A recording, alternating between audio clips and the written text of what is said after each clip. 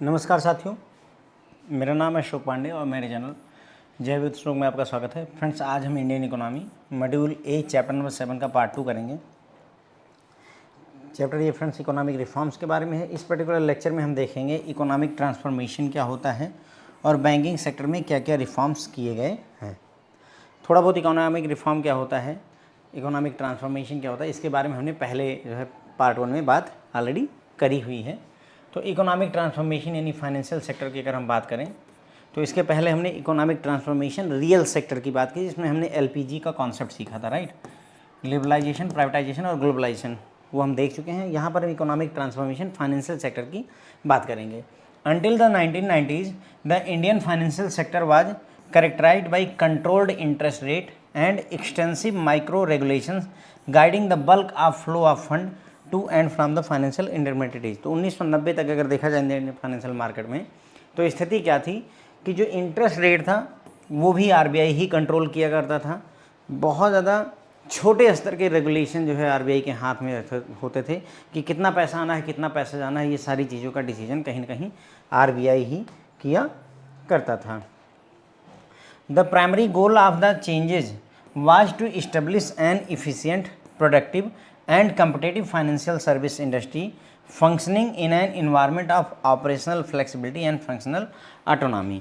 तो जो हमारा ये इकोनॉमिक ट्रांसफॉर्मेशन का उद्देश्य था वो प्राइमरी गोल क्या था कि जो primary goal of the changes was to establish, मतलब उद्देश्य ये था कि एक इफ़िशियंट, प्रोडक्टिव और कम्पिटिटिव फाइनेंशियल सर्विस इंडस्ट्री बनाई जाए जो कि ऐसे ऑपरेशनल इन्वायरमेंट में ऑपरेट करे जहाँ पर फ्लेक्सिबिलिटी और फंक्शनल ऑटोनॉमी उनको मिले। ठीक है, कुल मिलाकर के फ्लेक्सिबिलिटी की बात की गई, मतलब कहने का कि रूल्स रेगुलेशन को कम किया जाएगा और जो है आज़ादी ज़्यादा दी जाएगी। Banking sector reform have aimed at making the Indian financial sector efficient, competitive and stable. तो जो बैंकिंग सेक्टर के रिफॉर्म हुए उसमें उद्देश्य क्या था, फाइनेंशियल सेक्टर को इफिशिएंट, कम्पिटिटिव और स्टेबल बनाने का उद्देश्य था। To enhance the overall performance of the banking sector the government formed numerous committees and follow their recommendation. तो बैंकिंग सेक्टर में रिफॉर्म लाने के लिए गवर्नमेंट ऑफ इंडिया ने बहुत सारी कमेटीज़ बनाई और उन कमेटी को बना करके उनकी रिकमेंडेशन को फॉलो किया है। तो कुछ कमेटी जिनको बैंकिंग सेक्टर रिफॉर्म के लिए बनाया गया था, चक्रवर्ती कमेटी ऑन मॉनेटरी पॉलिसी बनाई गई, Narasimhan committee on financial sector reform 1991 में आई। सबसे ज़्यादा मशहूर अगर कोई कमेटी है फाइनेंशियल सेक्टर रिफॉर्म के लिए तो उसमें ये आपकी नरसिम्हन कमेटी आती है। ठीक है, नरसिम्हन कमेटी एक नहीं है फ्रेंड, दो है। एक 1991 में आती है और एक 1997 में आती है। फिर आती है फ्रेंड जो है Padmanabhan committee on review of bank supervision. Narasimhan committee 2 आती है, review of banking sector reform. और फिर Verma committee on big banks आती है। ठीक है, तो ये इतनी कमेटी बनी थी। चक्रवर्ती कमेटी बनी थी मॉनेटरी पॉलिसी के लिए।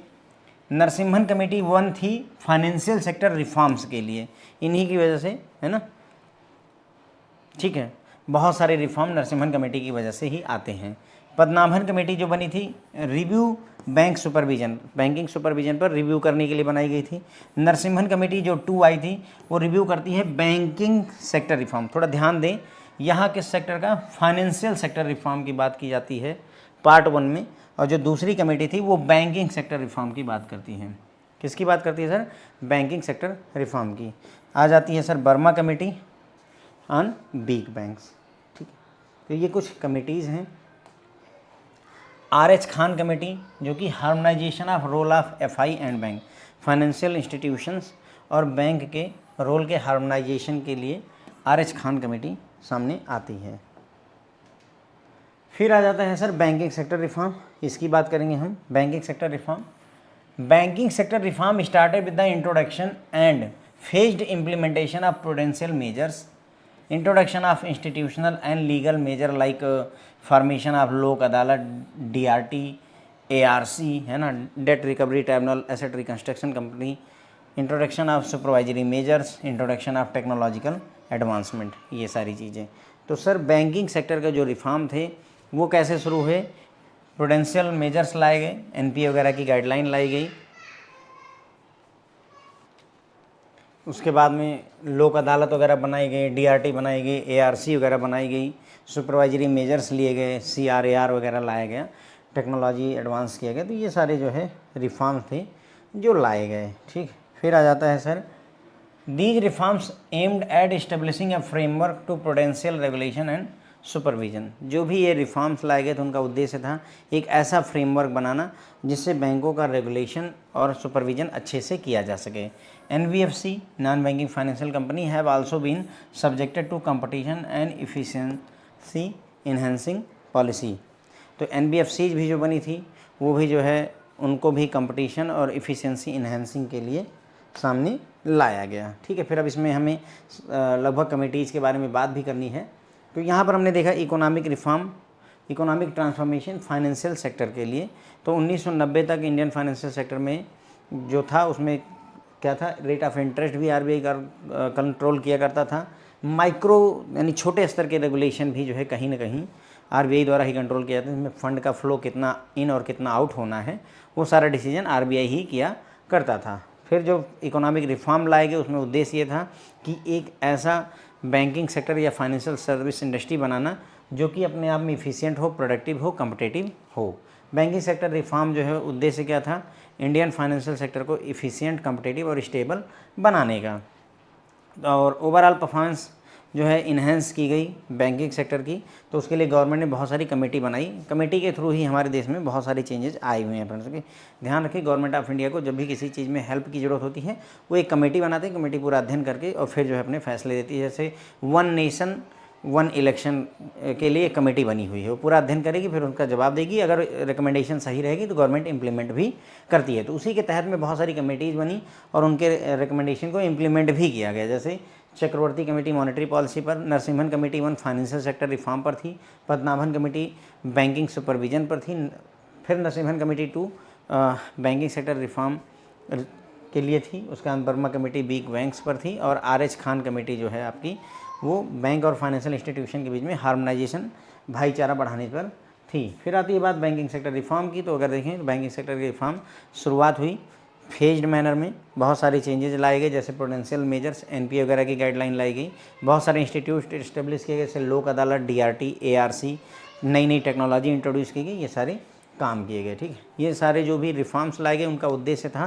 कि बैंकों पर सुपरविजन और रेगुलेशन अच्छा किया जा सके। एनबीएफसी को भी जो है कंपटीशन में, एनबीएफसी जो थी उनको भी जो है कंपटीशन और इफिशिएंसी इन्हेंसिंग पॉलिसी के तहत उनके दायरे में लाया गया। अब आगे बात करते हैं जो डिफरेंट पॉलिसीज आई थी।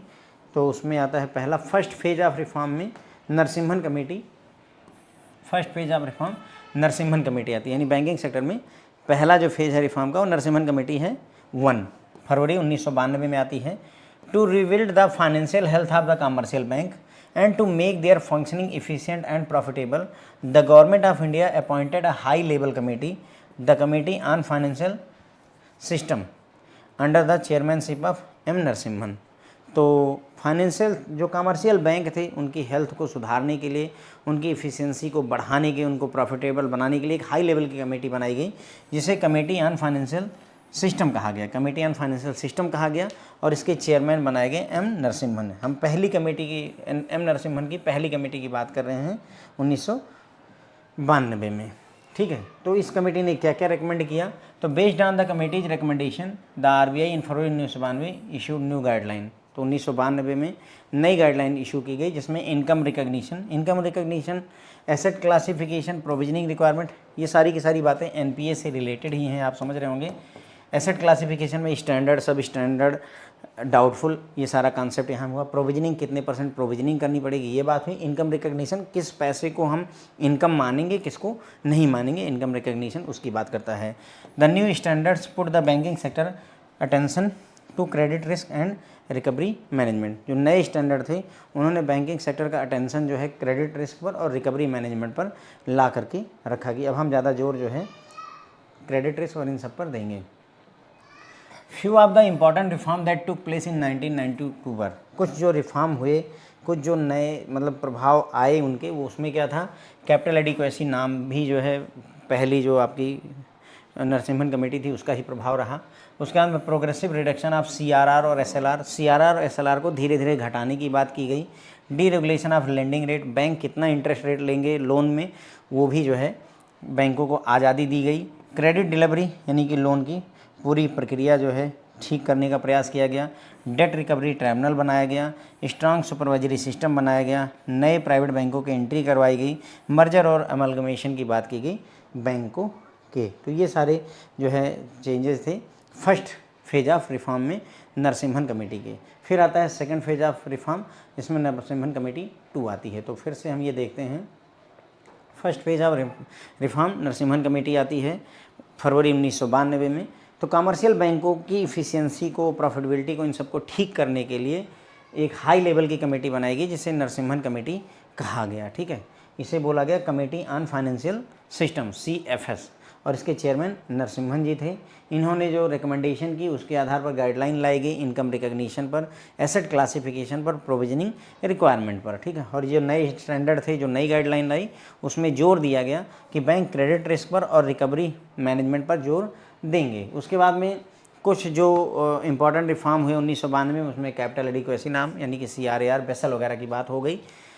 CRR और SLR को घटाने की बात की गई। लेंडिंग रेट को डीरेगुलेट यानी कि लेंडिंग रेट अब बैंक खुद डिसाइड करेंगे। DRT इस्टेब्लिश किया गया।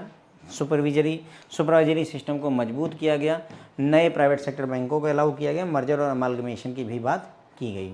ठीक है, फिर फाइनेंशियल रिफॉर्म में सेकंड फेज ऑफ रिफॉर्म आता है, नरसिम्हन कमेटी 2 आती है। ये 1998-99 की बात है, 1998-99। In 1998 the government setup committee on banking sector reform in India under the chairmanship of M. Narasimhan in order to review the progress of banking sector reform to date and chart a program of financial sector reform necessary to strengthen the Indian financial system and make it internationally competitive। तो 1998 में government ने एक committee setup की banking sector reform के लिए, M. Narasimhan की मतलब जो है अध्यक्षता में ही, to review the progress of banking sector reform, जो भी बैंकिंग सेक्टर में रिफॉर्म हुआ है उसको रिव्यू करने के लिए, और साथ ही साथ में chart a programme of financial sector reform. ठीक है, साथ ही साथ में एक नया चार्ट बना करके दो कि कैसे फाइनेंशियल सेक्टर को रिफॉर्म किया जा सकता है ताकि इंडियन फाइनेंशियल सिस्टम को स्ट्रेंथ किया जा सके, इंटरनेशनली कॉम्पिटिटिव बनाया जा सके। इसकी भी जिम्मेदारी इनको दी गई। इसमें इन्होंने क्या किया, benefit of second phase of banking sector reform. तो second phase of banking sector reform के बेनिफिट क्या थे, डीरेगुलेशन ऑफ ब्रांच लाइसेंसिंग, पहला यानी कि ब्रांच लाइसेंसिंग को डीरेगुलेट कर दिया। पहले हर ब्रांच खोलने के लिए RBI से परमिशन चाहिए थी, इसको डीरेगुलेट करने की बात की गई। Prudential norms and disclosure requirement, यानी कि क्या क्या चीज़ें जो है डिस्क्लोज करनी है, क्या क्या चीज़ें जनता को बतानी पड़ेंगी, वो सारी चीज़ें डिसाइड की गई। कैपिटल एडिक्वेसी की भी बात यहाँ पर की गई। फिर आती है बात कि following points are important milestone of the banking sector reform. अब जो भी बैंकिंग सेक्टर रिफॉर्म है उसमें मेनली हमने देखा 2 फेजेज, फेज 1 में नरसिम्हन कमेटी थी, फेज 2 में भी नरसिम्हन कमेटी थी। तो उनके द्वारा जो माइलस्टोन मतलब जो भी मेजर चेंजेस किए गए उसकी बात हम यहाँ पर डिटेल में करेंगे। यहाँ लगभग 8-10 पॉइंट हैं, तो 4-5 इस लेक्चर में पढ़ेंगे और 2-3-4 जो बचते हैं वो अगले पार्ट में हम पढ़ने वाले हैं। ठीक है, तो इसमें हमने देखा कि नरसिम्हन कमेटी की सेकंड फेज ऑफ रिफॉर्म आता है। तो इसमें सेकंड फेज में M. नरसिम्हन की अध्यक्षता में फिर से एक कमेटी बनाई गई जिसमें बैंकिंग सेक्टर में क्या रिफॉर्म हुआ है और क्या रिफॉर्म और करने की ज़रूरत है ताकि हमारे जो बैंक हैं वो मजबूत हो सके और इंटरनेशनली कम्पिटिटिव हो सके, उसके लिए इनको कहा गया। इसमें इन्होंने जो कहा उसमें इन्होंने कहा कि ब्रांच लाइसेंसिंग को डीरेगुलेट करने की ज़रूरत है, डिस्क्लोजर रिक्वायरमेंट और पोटेंशियल नॉर्म्स की बात की, और कैपिटल एडिक्वेसी इंट्रोड्यूस करने की यहाँ पर बात की गई है। ठीक है, फिर आती है बात फ्रेंड जो है कुछ important milestone of banking sector reforms की हम यहाँ पर बात करेंगे। तो इसमें फ्रेंड जो है मतलब इंपॉर्टेंट माइलस्टोन अगर हम देखें बैंकिंग सेक्टर रिफॉर्म में, तो पहला प्रूडेंशियल रिफॉर्म्स की हम बात करेंगे। ठीक है, 4-5 टॉपिक हैं, टेक्नोलॉजी में क्या चेंज हुआ है, प्रूडेंशियली क्या हुआ है, सारी बातें। Prudential reform include the phased implementation of international best practices and rules in order to lower the total risk of banking sector. तो प्रूडेंशियल जो रिफॉर्म्स हैं वो रेफ़र करते हैं फेज मैनर में इम्प्लीमेंटेशन करना इंटरनेशनल जो अच्छी प्रैक्टिसेस हैं उनको, ताकि बैंकिंग इंडस्ट्री में जो रिस्क है उसको कम किया जा सके। Adoption of measure such as risk weighted capital adequacy requirement, appropriate accounting norms, recognition of different components of risk, assignment of risk weight to various asset classes, ठीक है, and application of the mark to market principle for investment portfolio and limits on fund development in sensitive activities and migration to advanced method under Basel II are examples of such steps। तो इसमें regulation में अगर देखा जाए तो क्या क्या किया गया, अगर हम देखें यहाँ पर प्रूडेंशियल रिफॉर्म में, तो risk weighted capital adequacy requirement CRAR को लाया गया, अकाउंटिंग नाम्स को अप्रोप्रिएट किया गया, डिफरेंट टाइप के जो रिस्क के कंपोनेंट हैं उनको रिकग्नाइज पहचाना गया, रिस्क वेट असाइन किया गया डिफरेंट एसेट क्लासेस को, उसके बाद में मार्क टू मार्केट सिद्धांत को अपनाया गया, ठीक है, उसके बाद में जो भी सेंसिटिव एक्टिविटी हैं उनमें फंड डिप्लॉयमेंट यानी कि कहाँ पर कितना पैसा इन्वेस्ट किया सकता है, जो भी सेंसिटिव सेक्टर हैं, सेंसिटिव एक्टिविटी हैं, वहाँ पर फंड डिप्लॉयमेंट को लिमिट किया गया, वेसल 2 को अडॉप्ट किया गया। वेसल 2 जो है set of international banking principal हैं, आपको पता होगा वेसल 2 जो कि 2004 में पहली बार रिलीज हुए थे बेसल कमेटी द्वारा, ठीक है। इसके 3 प्रिंसिपल हैं, पिलर हैं, minimum capital requirement, regulatory supervision and market discipline, किसके, बेसल 2 के।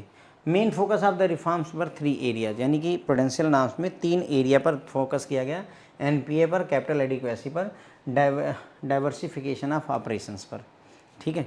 तो अगर हम देखें प्रूडेंशियल रिफॉर्म में 3 क्षेत्रों पर फोकस किया गया, एनपीए पर, कैपिटल एडिक्वेसी पर, डाइवर्सिफिकेशन ऑफ ऑपरेशंस पर, ठीक है। तो यहाँ पर देखिए हमने देखा प्रूडेंशियल सेक्टर में रिफॉर्म किया गया, तो उसमें फेज मैनर में इंटरनेशनल बेस्ट प्रैक्टिसेस को अडॉप्ट किया गया। प्रूडेंशियल रिफॉर्म का मतलब वही है कि हम जो है, अरे यार सॉरी फ्रेंड, तो इसमें इंटरनेशनल बेस्ट प्रैक्टिसेस को लाया गया। प्रूडेंशियल रिफॉर्म में बेसिकली एनपीए पर जो प्रोविजनिंग वगैरह है उन्हीं की यहाँ पर बात की जा रही है। तो इसमें रिस्क वेटेड एसेट का कॉन्सेप्ट लाया गया, यानी कि CRAR मेंटेन करने की बात की गई, अकाउंटिंग नाम्स को सुधारा गया, डिफरेंट टाइप के जो रिस्क हैं उनके कंपोनेंट को पहचाना गया, और वेरियस एसेट्स जो हैं उनको रिस्क वेट असाइन किया गया, मार्क टू मार्केट का कॉन्सेप्ट लाया गया, सेंसिटिव एक्टिविटीज़ के लिए जो है फंड की लिमिटेशन सेट की गई, और वेसल 2 के कॉन्सेप्ट को भी यहाँ पर लाया गया, ठीक है। उसके बाद में मेन अगर जो है रिफॉर्म जो फोकस करता है वो 3 एरियाज़ पर करता है, एनपीए पर, कैपिटल एडिक्वेसी पर, और ऑपरेशन की डाइवर्सिफिकेशन पर, ठीक है। फिर आ जाता है सर हमारा क्या, सुपरवाइजरी रिफॉर्म्स, यानी प्रूडेंशियल रिफॉर्म में क्या हुआ था बता दिया आपको। सुपरवाइजरी रिफॉर्म में क्या क्या चेंजेस किए गए, तो several steps were taken to strengthen supervisory reform in banking sector. तो बैंकिंग सेक्टर में सुपरवाइजरी रिफॉर्म में कई सारे काम किए गए, जैसे establishment of board of financial supervision as the apex supervisory authority for the commercial bank, FIs and NBFCs. तो यहाँ पर क्या किया गया, बोर्ड ऑफ फाइनेंशियल सुपरविजन को इस्टेब्लिश किया गया, बोर्ड फॉर फाइनेंशियल सुपरविजन को इस्टेब्लिश किया गया एपेक्स बॉडी के रूप में, जिसने कमर्शियल बैंक, एफआई और नॉन एनबीएफसी इन सबको अपने अंडर में ले रखा था। इसके साथ साथ में कैमल्स को इम्प्लीमेंट किया गया, implementation of CAMELS supervisory rating system, the transition to risk based supervision, consolidated supervision of financial conglomerates, ठीक है। तो यहाँ पर कैमल्स सुपरवाइजरी रेटिंग सिस्टम को लाया गया, रिस्क बेस्ड सुपरविजन को लाने का प्रयास किया गया। कैमल्स में फुल फॉर्म पूछ लेते हैं, सी है कैपिटल एडिक्वेसी, ए है एसेट क्वालिटी, एम है मैनेजमेंट, ई है अर्निंग्स, एल है लिक्विडिटी, और जो एस है उसका मतलब सिस्टम्स होता है, ठीक है। तो ध्यान रखें कैमल्स का फुल फॉर्म पूछा जाता है। फिर है recasting of the role of statutory auditor, increase internal control through strengthening of internal audit. तो यहाँ पर जो स्टैट्यूटरी ऑडिटर्स थे उनके रोल को रिकास्ट किया गया, इंटरनल कंट्रोल को बढ़ाया दिया गया इंटरनल ऑडिटिंग के through. Strengthening corporate governance, enhanced due diligence are important shareholders, fit and proper test for the directors. साथ ही साथ में कॉर्पोरेट गवर्नेंस को बढ़ावा दिया गया, यानी लोग बेईमानी ना करें। कॉर्पोरेट गवर्नेंस का मतलब होता है कि हर कोई अपना काम सही से करे जो अच्छे पदों पर बैठे हुए हैं। ड्यू डिलिजेंस बढ़ाया गया, यानी कि केवाईसी वगैरह इन सब चीज़ों को, और साथ ही साथ जो भी डायरेक्टर्स हैं उनके लिए फिट और प्रॉपर का क्राइटेरिया सामने लाया गया, ठीक है। तो यहाँ पर सुपरवाइजरी रिफॉर्म में बहुत सारी चीज़ें की गई, जैसे बोर्ड फॉर फाइनेंशियल सुपरविजन बनाया गया, जिसके अंतर्गत financial institutions, non banking financial company और कमर्शियल बैंकों को लाया गया। CAMELS rating supervisory rating system को लाया गया। कैमल्स का फुल फॉर्म है capital, C capital adequacy, A asset quality, M management, E earning, L liquidity, S system. फिर उसके बाद में स्टैट्यूटरी ऑडिटर्स के रोल को रिकास्ट किया गया, इंटरनल ऑडिट को मजबूत किया गया, ये सारी चीज़ें की गई। कॉरपोरेट गवर्नेंस को सुधारा गया, मजबूत किया गया, ड्यू डिलीजेंस को फॉलो किया गया, फिट एंड प्रॉपर क्राइटेरिया लाया गया। फिर तीसरा है कम्पिटिटिव रिफॉर्म्स, यानी कि बैंकिंग सेक्टर में कम्पिटिटिव में क्या क्या रिफॉर्म्स किए गए हैं। ठीक है, तो prior to reform banks in India were uncompetitive and inefficient due to excessive government control and limited access to private and foreign sector banks. तो मतलब रिफॉर्म से पहले बैंक जो थे वो बहुत ज़्यादा मतलब जो है अनकम्पिटिटिव थे, ठीक है, और इनएफिशिएंट थे। क्यों? क्योंकि गवर्नमेंट का कंट्रोल बहुत ज़्यादा था, गवर्नमेंट आरबीआई का कंट्रोल इसके ऊपर बहुत ज़्यादा था, और प्राइवेट सेक्टर और फॉरेन सेक्टर के बैंकों को अलाउ नहीं किया जा रहा था उतने बड़े स्तर पर। ठीक है, तो government extended public sector bank operational autonomy and lowered public ownership in such banks. तो ऐसे में गवर्नमेंट ने क्या किया, पीएसबी पब्लिक सेक्टर बैंकों को आज़ादी दी एक तरीके से। ठीक है, और ऐसे बैंकों में पब्लिक ओनरशिप यानी कि सरकार की ओनरशिप घटाई through reform measures that allowed them to obtain capital from stock market and up to 49% of capital. यानी कि यहाँ पर रिफॉर्म किया गया जिसमें अब जो है जो पब्लिक सेक्टर बैंक थे वो अपनी पेड अप कैपिटल का 49% शेयर मार्केट से भी ऑब्टेन कर सकते थे पूंजी के रूप में। Private and international banks have been permitted to operate in India in order to foster the culture of competition and greater choice। तो मतलब कंपटीशन बढ़ाना है तो विदेशी बैंकों को, प्राइवेट सेक्टर बैंकों को भी एंट्री दे दी गई जिससे कि लोगों के पास चॉइस बढ़ जाए। Transparent norms for entry of Indian private sector, foreign and joint venture bank and insurance companies, permission for foreign investment in the financial sector in the form of FDI as well as portfolio FPI, permission to bank to diversify product portfolio and business activity. तो यहाँ पर क्या हुआ कि transparent नाम्स लाए गए, मतलब जो भी रूल्स रेगुलेशन थे उनको नॉर्मल किया गया।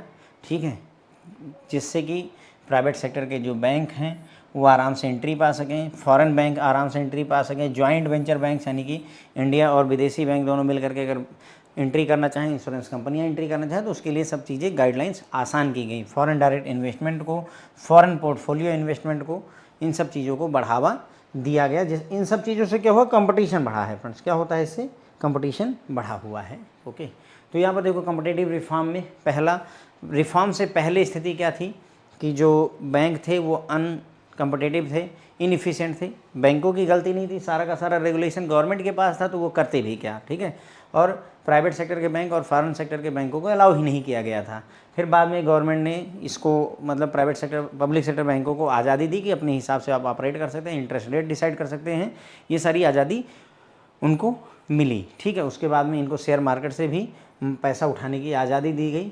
साथ ही साथ में प्राइवेट सेक्टर और फॉरेन के बैंकों को अलाउ किया गया इंडिया में ऑपरेट करने के लिए, जिससे कि कंपटीशन बढ़ा और कस्टमर के पास ज़्यादा चॉइसेस हुई। इसके अलावा प्राइवेट सेक्टर के बैंकों को एंट्री करने के लिए, फॉरेन सेक्टर के बैंकों को एंट्री करने के लिए ट्रांसपेरेंट नाम्स बनाए गए, मतलब एकदम क्रिस्टल क्लियर रूल्स रेगुलेशन बनाए गए, जिससे कि एफडीआई और एफपीआई वगैरह को बढ़ावा मिला और कंपटीशन बढ़ा। फिर आता है फ्रेंड्स मार्केट रिफॉर्म्स। तो मार्केट में क्या क्या रिफॉर्म्स किए गए हैं वो भी देख लेते हैं। Market reforms include the removal of administrator interest rate measures, the reduction of CRR and SLR rates from previously higher level, the discontinuation of the ad hoc treasury bills and market determined price for government security। Market reform में क्या क्या चीज़ें आती हैं, removal of administered interest rate measure, यानी कि पहली बात तो ये कि आरबीआई अब रेट ऑफ इंटरेस्ट को मेजर नहीं करेगा। CRR और SLR को घटाया गया। ठीक है, जो भी पहले हाई लेवल 40-40% हुआ करता तो उससे घटाया गया। साथ ही साथ में एड हॉक ट्रेजरी बिल को डिसकंटिन्यू कर दिया गया। उसके बाद में गवर्नमेंट सिक्योरिटीज़ के लिए मार्केट डिटरमाइंड प्राइसिंग का कॉन्सेप्ट सामने लाया गया। गवर्नमेंट सिक्योरिटी को मार्केट के आधार पर डिसाइड करना शुरू किया गया। Introduction of pure interbank call money market, auction based repo, reverse repo for short term liquidity management and facilitation of improved payment and settlement mechanism. इसके अलावा जो है pure interbank call money market establish की गई, जहाँ पर 1 दिन के लिए 2 दिन के लिए पैसा है ना, कॉल मनी, नोटिस मनी, ये सब कर सकते हैं आप। उसके बाद में ऑक्शन बेस्ड रेपो और रिवर्स रेपो, शॉर्ट टर्म के लिए अगर पैसे चाहिए तो उसका कॉन्सेप्ट लाया गया। उसके बाद में पेमेंट और सेटलमेंट की मैकेनिज्म को भी इम्प्रूव किया गया। तो ये सारे इम्प्रूवमेंट मार्केट रिफॉर्म्स में आए। तो मार्केट रिफॉर्म में अगर हम देखें तो क्या हुआ कि जो CRR SLR घटा दिया गया, इंटरेस्ट रेट को डीरेगुलेट कर दिया गया, यानी RBI खुद नहीं डिसाइड करता है। एडहॉक ट्रेजरी जो बिल्स थे उनको बंद कर दिया गया। मार्केट जो आपका गवर्नमेंट सिक्योरिटीज उनका प्राइस अब मार्केट के द्वारा डिसाइड किया जाना शुरू कर दिया गया। इसके अलावा कॉल मनी मार्केट का कॉन्सेप्ट लाया गया। ऑक्शन पर आधारित रेपो और रिवर्स रेपो का कॉन्सेप्ट लाया गया, जिससे अगर शॉर्ट टर्म के लिए मनी की ज़रूरत हो या एक्सेस हो तो वो RBI के पास जमा कर सकते हैं या ले सकते हैं। ठीक है, ये फैसिलिटी लाई गई। साथ ही साथ में पेमेंट और सेटलमेंट की मैकेनिज्म को भी इम्प्रूव किया गया। फिर आता है 5वां आपका institutional and legal reform. Institution और लीगल स्तर पर क्या रिफॉर्म किए गए उसकी बात अगर हम करें तो institutional reform in Indian banking include establishment of Lok Adalat, DRT, ARC, है ना, settlement advisory committee, corporate debt restructure mechanism and so on, facilitate faster recovery and restructuring. तो अगर हम देखें इंस्टीट्यूशन के स्तर पर तो बहुत सारी चीज़ें इस्टेब्लिश की गई, जैसे लोक अदालत हो गई, डेट रिकवरी ट्राइब्यूनल बनाया गया, एसेट रिकंस्ट्रक्शन कंपनी बनाई गई, सेटलमेंट एडवाइजरी कमेटी बनाई गई, कारपोरेट डेट रिस्ट्रक्चरिंग कंपनी बनाई गई। ये सारी चीज़ें आई ताकि जो है तेज़ी के साथ रिकवरी और रिस्ट्रक्चरिंग हो सके। कुल मिलाकर के अगर आप ये देखो, ये सारे के सारे काम जो पैसे फंस जाते हैं उसको वसूलने के लिए होते हैं। अगर ये सारे की सारी चीज़ें यहाँ पर जो कुछ भी है तो कस्टमर से पैसे वसूलने का ये तरीका है। एडॉप्शन ऑफ सिक्योरिटाइजेशन यानी सरफेसी एक्ट लाया गया। क्रेडिटर जो हैं लोन जिन्होंने दे रखा है उनके हितों की रक्षा करने के लिए सरफेसी एक्ट लाया गया। Securitisation and reconstruction of financial asset and enforcement of security interest, SARFAESI act भी यहीं पर लाया गया। इसके अलावा establishment of credit information bureau CIB for the information exchange on defaulters as well as other borrowers, establishment of clearing corporation of India Limited CCIL to act as central counterparty the payment and settlement system for fixed income securities and money market instrument। तो देखो यहाँ पर फिर क्या changes लाए गए हैं। पहला, क्रेडिट इन्फॉर्मेशन ब्यूरो बनाया गया जिसका उद्देश्य है जो भी डिफ़ॉल्टर्स हैं उनके बारे में जानकारी इकट्ठा करके सबके साथ एक्सचेंज करना। इसके अलावा CCIL credit corporation, CCIL credit corporation India limited बनाया गया जिसका काम था सेंट्रल काउंटर पार्टी का काम करना, किसमें, पेमेंट और सेटलमेंट सिस्टम में। पेमेंट और सेटलमेंट सिस्टम में सिक्योरिटीज़ के फिक्स इनकम सिक्योरिटी और मनी मार्केट इंस्ट्रूमेंट में CCIL एक सेंट्रल काउंटर पार्टी का काम करे, ऐसा सिस्टम बनाया गया। उसके बाद में बैंकिंग ऑम्बड्समैन स्कीम लाई गई, ठीक है, जो कि एबोलिश कर दी गई जो कि इस्टेब्लिश की गई थी 1995 में। अभी तो इंटीग्रेटेड बैंकिंग ऑम्बड्समैन स्कीम 2021 आई हुई है। तो ये 1995 में स्कीम आई थी जिससे कि जो अगर बैंक से कोई कस्टमर परेशान है तो उसको जो है ईजी और लो कॉस्ट जो है तरीका है अपनी समस्या को सॉल्व करवाने का। Enactment of the insolvency and bankruptcy code IBC 2016 जब बनाया गया, insolvency and bankruptcy code and the announcement of the recapitalization plan for the public sector bank are likely to have far reaching implication on banking sector. तो साथ में insolvency bankruptcy code लाया गया और recapitalisation यानी बैंकों को पैसे दिए जाएंगे, पूंजी दी जाएगी। ये सारी चीज़ें बैंकिंग सेक्टर पर अच्छा प्रभाव डालने वाली हैं। इसके अलावा भी फ्रेंड देखिए, ये तो हम यहाँ पर बात करें किसकी, 5 हो गए हैं। इसके अलावा भी हैं 6, 7, 8 ऐसे टॉपिक्स हैं जो हम अगले लेक्चर में डिस्कस करेंगे। तो 5वां था हमारा इंस्टीट्यूशनल एंड लीगल रिफॉर्म की। तो इंस्टीट्यूशनल लीगल रिफॉर्म में लोक अदालत, DRT, ARC, है ना, कारपोरेट डेट रिस्ट्रक्चरिंग मैकेनिज्म, ये सारी चीज़ें आई जिससे कि जो है बैंकों का पैसा तेज़ी से रिकवर किया जा सके, चाहे कंपनी बेच करके या जैसे भी हो सके। ठीक है, सरफेसी एक्ट लाया गया ताकि जिन्होंने लोन दे रखा है उनके हितों की रक्षा की जा सके। क्रेडिट इन्फॉर्मेशन ब्यूरो बनाया गया जिससे कि डिफ़ॉल्टर की जानकारी मिल सके। क्लियरिंग कॉरपोरेशन इंडिया लिमिटेड बनाया गया ताकि एक सेंट्रल काउंटर पार्टी का काम कर सके, किस चीज़ के लिए, फिक्स्ड इनकम सिक्योरिटीज़ के लिए, मनी मार्केट इंस्ट्रूमेंट्स वगैरह के लिए। बैंकिंग लोकपाल स्कीम 1995 में आती है जो जनता के बैंक से परेशान लोगों की समस्याओं को सॉल्व करती है। इंसॉल्वेंसी एंड बैंकरप्सी कोड 2016 लाया जाता है, ये भी फ़ायदा करता है। मतलब IBC में क्या होता है, जो कंपनी अगर पैसे नहीं चुका पा रही तो उसको बेच बाच करके पैसे निकाले जाते हैं। और साथ ही साथ में रिकैपिटलाइजेशन प्लान भी है गवर्नमेंट का, जिसमें बैंक में पैसा इन्फ्यूज किया जाएगा। गवर्नमेंट 5,000 करोड़ 6,000 करोड़ रुपये बैंकों को देगी, हर एक बैंक को, जिससे कि बैंकिंग सेक्टर आगे बढ़ सके। तो बस यहीं पर ये सारे फ्रेंड्स रिफॉर्म्स की हम बात खत्म कर लेते हैं। होप है आपको पसंद आएगा। कुछ और रिफॉर्म्स हैं जो हुए हैं जो हम अगले लेक्चर में डिस्कस करेंगे बैंकिंग सेक्टर के ही। Thank you so much friends.